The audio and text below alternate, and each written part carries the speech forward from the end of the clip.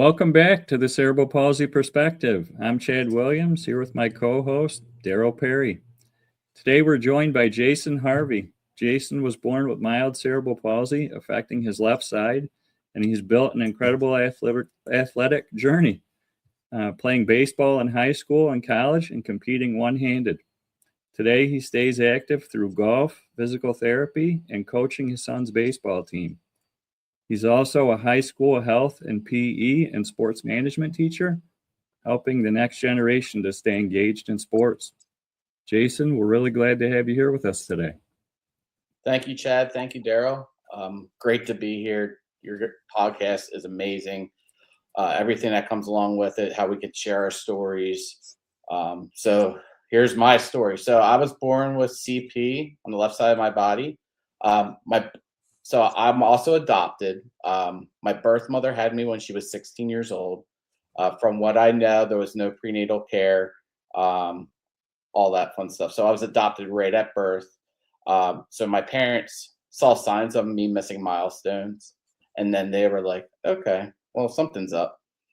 So I was diagnosed, I would say pretty early on, maybe like 1 or 2-ish, maybe give or take. So the first real memory I remember of having CP, and I don't know if you guys had these stores back in the day, but Kmart, I'm walking to the parking lot in Kmart, and my left foot was curved in.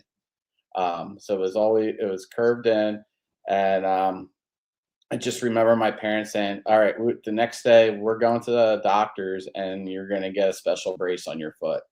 One of the ones, the plastic. AFO, yeah. AFO. Yep. Name for it. So that was like the first core memory I had of having CP was getting that brace. As a young kid, I loved everything. As you can tell, I had my Ninja Turtle shirt on. I loved Ghostbusters. Like growing up, like I always wanted to be Peter Venkman or Raphael. I had a normal childhood. So I first started playing sports when I was like 5, 6. The first sport I played was soccer. My parents wanted me to play soccer because of my CPA, because you didn't have to use your hands.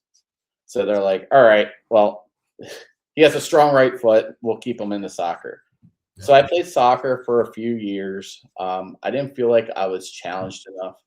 So I asked them if I could play another sport. I remember this too. So I asked them if I could play baseball, and they were hesitant at first, but they're like, okay, let's see what he can do. So I remember Little League. And this field is where my kids are currently playing now. So going back to the actual field that they played at, and I told them right at shortstop was the first time I noticed like I wanted to catch the ball with my same hand. So my parents would always put my glove on this hand, and every time the ball was hit to me at shortstop or wherever I was playing, I would always put the glove backwards on my right hand. So I would catch it, take the glove off, throw. When I was 8 years old, I finally asked my parents if they can get me a left-handed throw baseball glove. And I'll never forget, that's another core memory. So my dad took me to the old Sports Authority, right down the street from right outside our town. And he got me a first baseman's mitt. And I had a catch with my dad a real catch with my dad for the first time when I was 8 years old, catching the ball, taking the glove off really fast, starting it back to him. So that's where I got the love for baseball there. And I was in elementary school. I remember going to the Scholastics book fair, and they had a book on Jim Abbott. He had no left. No, he throws left. He has no right hand. I remember the exact book. I bought this book. Yeah. Against all odds. I still have it downstairs. It's in my collection. So I have the book. The school, the PTO paid for it. They're like, this is great. Like, my love of baseball blossomed. Yeah. So I played baseball all throughout Little League. The one caveat with that was they held me back every year. So if my friends were in like the majors, I was held back in the minors for 1 year. So I was playing with the kids a year or two below me. So that was kind of like a gut shot. They did that up until I was 14. So when I was 14, I was still playing with the 13-year-olds in the 13-year-old league. So that was tough because my friends, like my closest friends, were all playing up. They were all on the same teams. I'm playing with younger kids. Cool. I have friends that are younger too. Like I know everybody. They would say, Jason, you can run for mayor even today. Like, you know, everybody. I could be like, Daryl, you're in Cincinnati. I probably know somebody out in Cincinnati. I would go to like an Eagles-Bengals game or something like that, and I would just run into somebody random, or at a Reds game or something like that, just run into somebody random that I know. So that was tough. And then I started getting into street hockey. So like floor hockey, street hockey. That was big in the 90s too, right? Especially with the roller hockey, with the summer, or the leagues with the ramps in the back. So, and the Flyers were huge in the 90s, the Philadelphia Flyers. Windross was like Windross, Leclerc, Remberg, Desjardins. 97, they went to the Stanley Cup. Got swept by the Red Wings. It was awesome. Loved playing hockey. Loved playing street hockey. I felt like I could hang in that realm too. So throughout that age, when I got into 7th grade, I did get cut from the baseball team. And that was a little bit, I was disappointed because I wanted to be with my friends who I grew up playing baseball with. And it would be the first time I got to play on the same team as them since we were like little league. Didn't make the team. I don't know what the coach's reasoning. Fast forward a year later, I try out for the team again. I make the team this time. So that's the first foray in me making the team. So I've held my own. I didn't play a lot, but I held my own. I played first base and outfield, from what I remember. Going into 9th grade year, I had the school paid for me to go attend the Phillies Baseball Academy, which is like it's like a sports camp. So kids like 7 to 14 can go, and for a week you learn the game, you get to play, you get to take a tour of the stadium. So when I was there, it was Veterans Stadium. So we got to take a tour of Veterans Stadium, got to play on the field, take batting practice, yada, yada, yada. Because as I said, I was an inspiration and all that fun stuff that comes along with playing one-handed. Played third base there.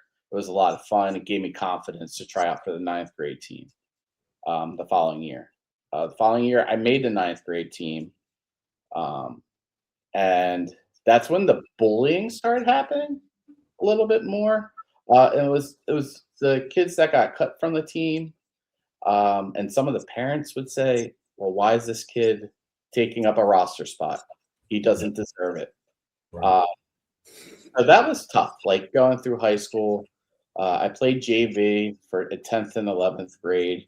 And then I loved my older teammates. So the kids, they're the guys that graduated a year before me or 2 years before me, always looked out for me. Still talk to those guys. But my age group was a little, like they were a little bullyish, and that's definitely the year below that I was held back with as well. So in 12th grade, I quit the team. I before the season even started, I did the tryouts, and I said I had enough.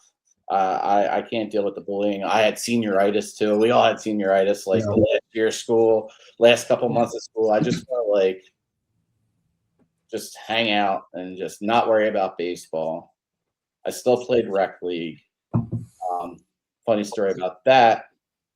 They moved me. I was playing for like a little league recreation team. They moved me to the city team because I was no longer playing at the high school. So they put me with all the kids that wouldn't have made the team anyway. So it was like we were a band of misfit toys. Yeah. And that was fun. I did that for 2 years with them. We didn't win a lot of games, but I got to play a lot more. So that was a good thing. In 2020 or 2022, in 2002, that's when I graduated high school. I went to Slippery Rock University for my fall semester to be a health and PE teacher. And I tried out for the team, and I just got a bad vibe there. So I decided to transfer back to him. I went to a local community college, tried out for the team there. My uncle knew the head coach. The head coach was the first coach that coached there. He started in 1974 up until 2012 or 2013, I think. He was there for like 47 years. Coach Komodo, legendary coach. And my uncle said, "Hey, my nephew wants to play baseball, but here's a caveat. He plays one-handed, has cerebral palsy." So the coach, he says it all the time. I did not know what I was getting myself into, but I'm glad I did. So I made the team. Yeah. My best friend, still to this day, I still talk to him on occasion. I talk to him. I see him at work. We had the best time. There was 12 of us on a team. Yeah. Everybody played. I had more hits in 1 year at the community college than I did in 4 years at my high school. I batted 267. I had like 10 RBIs. And my coach taught me how to swing one-handed, left-handed. Okay. So, yeah. While we were playing other local community colleges, there were scouts from the Yankees, the Marlins, the Blue Jays, the Orioles would come up to me after every game that they saw me play and said, "Keep up the good work. Like, you're good for baseball." Yeah. And my coach said, "Well, if he didn't have cerebral palsy, then he would probably be playing professional baseball somewhere because of his work ethic." Yeah. I said, "Well, I wanted to play, but my body started breaking down a little bit after labrum surgery, rotator cuff surgery, all that fun stuff." Then I started getting into golf. Well, I always liked the golf, but I started getting into golf more. After my coach taught me to swing one-handed, I started golfing one-handed. So I do a backswing version of it. So I started playing that in 2022, 2021, 2022. I joined the Eastern Amputee Golf Association. And it's mostly amputees and other disabilities. Mm-hmm. But since I played one-handed, I was able to join the organization, which was funny. My first ever tournament, I was there with a couple other amputees, and I'm walking up with my, like, how I usually walk, and the guy goes, "Oh, who's this normie?" And I go, "Normie? Me? Yeah. Nah." So I said, "Hey, I have cerebral palsy," and he was like, "Oh, okay." So it was kind of funny, like, "Oh, I'm a normie?" No, but that's how he portrayed me, and I ended up third in my flight that year, which was my first ever tournament. I placed like, I don't know, 60th, 70th overall out of like 120 people.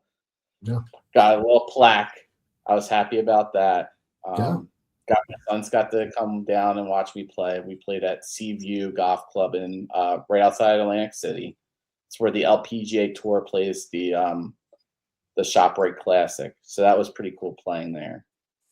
The following year, I played in the PA Open, which was at Hanover Golf Club, and I didn't have a really good round. And there was another guy with cerebral palsy there too. Really nice guy. He actually participated in the U.S. Adaptive Open, which just launched like 4 years ago through the United States Golf Association. Okay. And at that point, I wanted to start creating golf tournaments for adaptive athletes. I also wanted to create hockey leagues for adaptive athletes. Another quick off-short story. The Philadelphia Flyers have a Philadelphia Warriors program where they have military veterans that can play hockey under the Flyers logo. And I said to myself, well, I wish we had something as with cerebral palsy, like the CP soccer team, like I was telling you guys with before the interview with Josh Blue. There was a CP soccer league, or not league, but that played in the Paralympics, and I wanted to start something like that. That's one of my dreams, is to start like a CP or an adaptive, sports complex that you can have all these venues for people to play, because it's really tough. I mean, I had to play baseball, like with able-bodied people my whole life. When I got into the golf league or the golf association, I was like, wow, there's a lot of adaptive athletes here. And I thought it would be great. I think it will be great one day if I ever win the lottery to have like a venue just for adaptive athletes that they can call their home, that they can train in. But anyway, going back to the Flyers thing, that never materialized.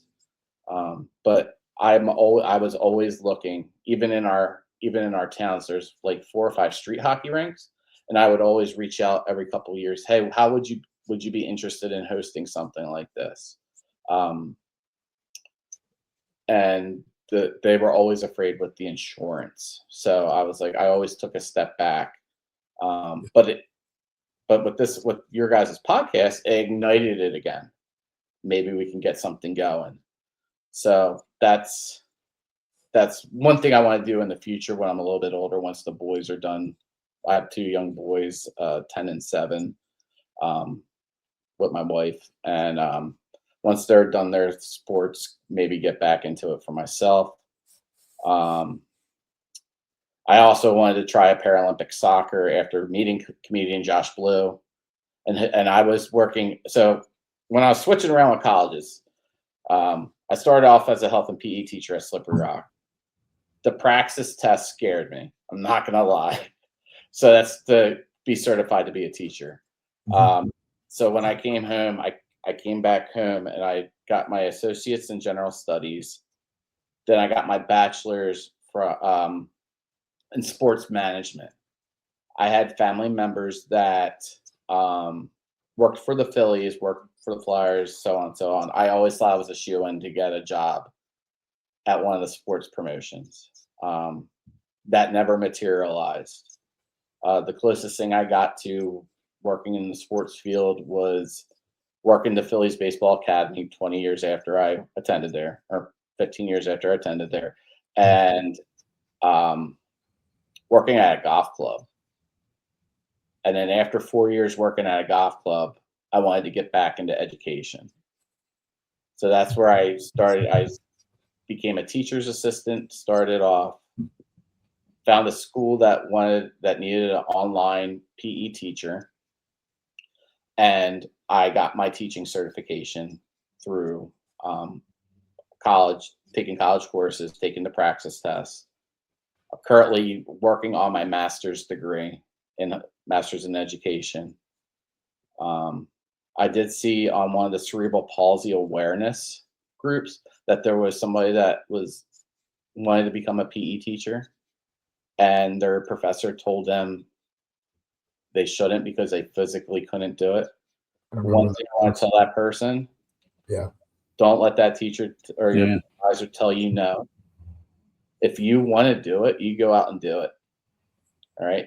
There's always different types of jobs, health and PE jobs for people, adaptive athletes or people with CP. I teach online. I might want to go teach in person in a classroom and down the line. And what are they going to say? No. That little blurb in that cerebral palsy hit me, and I tried to reach out to that person and say, hey, don't don't give up. If that's what you want to do, you do it. Yeah. I remember it was probably honestly the exact same post because I remember seeing it.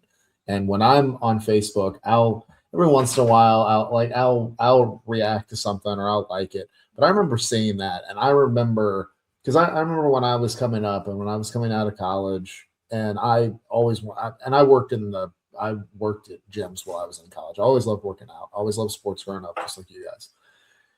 And I just remember people trying to put limits on what I could and could not do. And I think a message for anybody listening is if you have ambitions, if you have a dream, don't give up on it. And the reason why is just what you're saying. It's like you're eventually going to figure it out. There's a good chance it's not going to look like what you were hoping day one when you wanted it.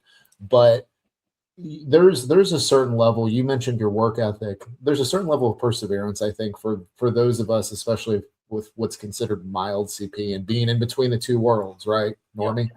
Right? So, like, you stand out, but you'll figure it out. And don't let anybody put that label on you. But that's what I remember responding to that for that reason. I saw that, like, oh, man. Yeah. So, well, it's like the scholarship, right? We've talked about on a previous episode, and Jason, you're familiar with the Adaptive Athlete Scholarship that I'm doing this year. And, today it hit 400 applicants, and those athletes, the stories, I read the essays, these people, the perseverance that they show and the way that they overcome these things to chase their goals. Be so amazed of the things that you can accomplish that people would maybe write you off or say that you're not capable. There's so many stories where that's just not true. And you've done some incredible things. So it's great to hear all that you've done. And your story when you started off with you talking about your foot turning in and at the store, that's like my first memory. We talked about it in my first episode, but I was in either a Kmart or an Ames.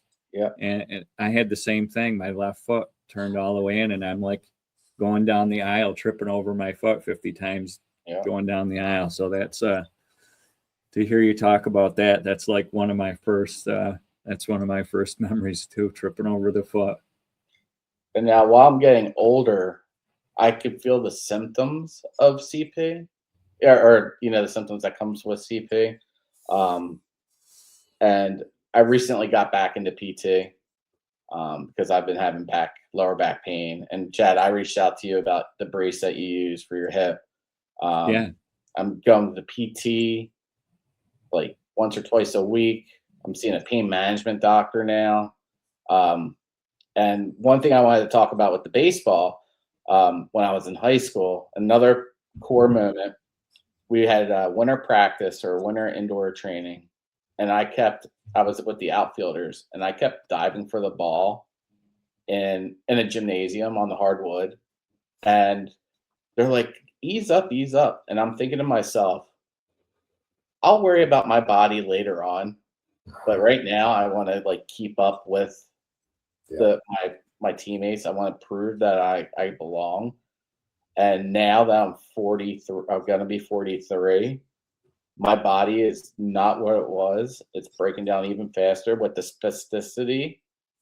I have really bad spasms, definitely at night before I go to sleep. My leg twitches really bad.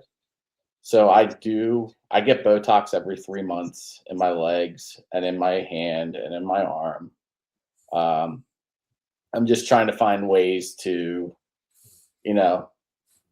have a prolong my life so I can still coach with my boys, which I'm still doing. But it's just crazy getting older with it and not expecting or not knowing back then what we know now. Yeah. Because we were all naive when we were in our teens and in our 20s. Like, this, we don't know what's going to happen with it. So. Yeah, I feel like those of us that are active, there's this sense, and Chad and I have talked about it. Like there's this whole sense of you've got your brain knows what you want to do, your body doesn't always want to cooperate, and then you figure out through sports and activity, oh wait, I can actually force my body to do things. So it's almost this whole thing of like, I'm going to will my body. You think you're going to break down? No, you're not. And we do it for decades. And then to your point, it seems like you wake up one day, even though it's not that sudden. I think I've had orthopedics tell me that like I have no true pain tolerance because I don't know what true pain is. Like we felt this every day of our life, right? So like you wake up one day and it's finally so unbearable that you're just like, what have I been doing? Like, and I think you get to this point where it's like, it's more about preservation and strengthening. I will say for me personally, every case is going to be different, but like this last year has been really good for me because I think I've started to really work with my body and not against it. But it's been a very slow road. And it's a thing where like, we'll take 2 steps forward and 4 steps back sometimes too. It's very frustrating, but yeah, I get what you're saying. Definitely. It's, I tried everything. Like I did jujitsu off and on for 7 years. And then that started beating my body up too on that. And like, I was just trying to find something to keep me active.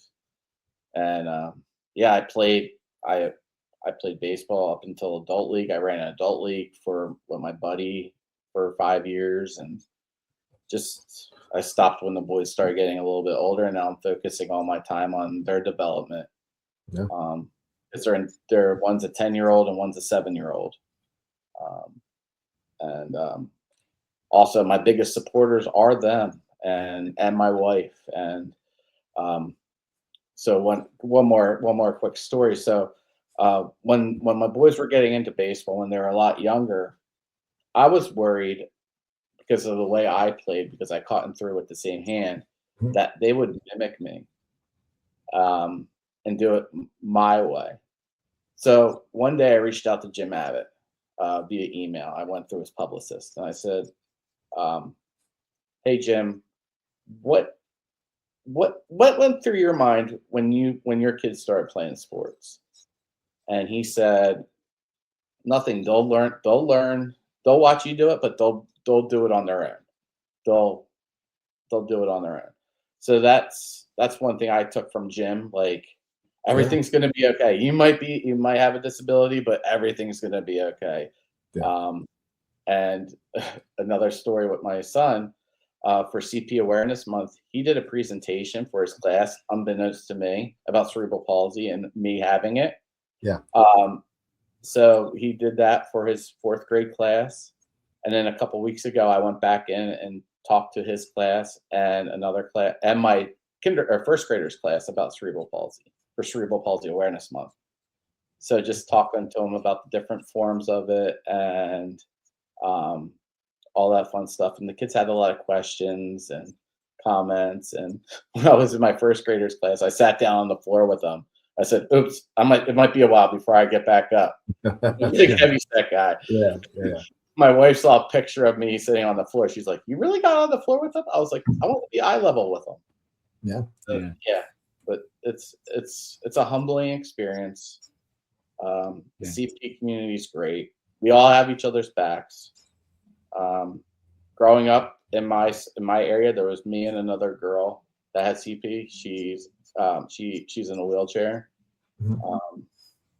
Awesome. Her name's Holly. She's still doing great things. She's a great ambassador for it. That I know from my school anyway. And we do great things, and the youth and the people out there now, the parents that have kids with CP, listen to them. That's one of my advice. Listen to them, see how they feel. Also, you can push them too a little bit, but don't, work together. Everything's going to be fine. Want to just thank my wife. One thing I joke around with her, we're in an inner-able relationship. That's what I say to her. So we always joke around with that. But she's one of my biggest cheerleader. My kids are my biggest cheerleaders. My parents, in-laws, everybody like that. But you guys are awesome, and I want to do more of these with you guys if I can get more people on that I know with CP. And if anybody's around, Josh Blue, the comedian with CP, he's touring. So I know this is coming out later on, but I'm going to hang out with him next week and Philadelphia, but he'll be around in your town. Just check out joshblue.com for tour dates. He's awesome. Go meet him at the after things and all that fun stuff. Yeah, I appreciate, that you listen. I know you tune in every week, and you're always, you're listening and giving feedback, and I love that. And I appreciate you sharing the message with others and all that you do. The fact that you went out and sat with the kids and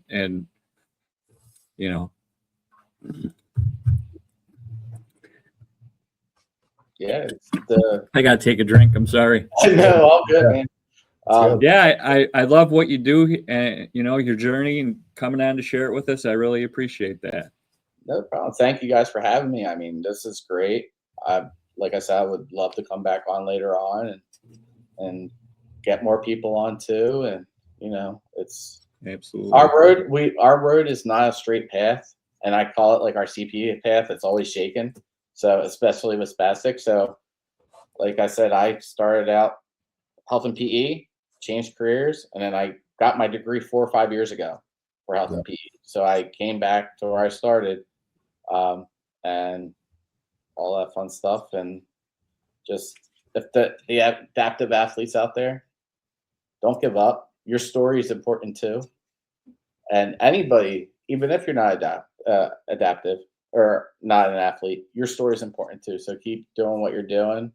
Share on the community web or Facebook websites, and we're all one.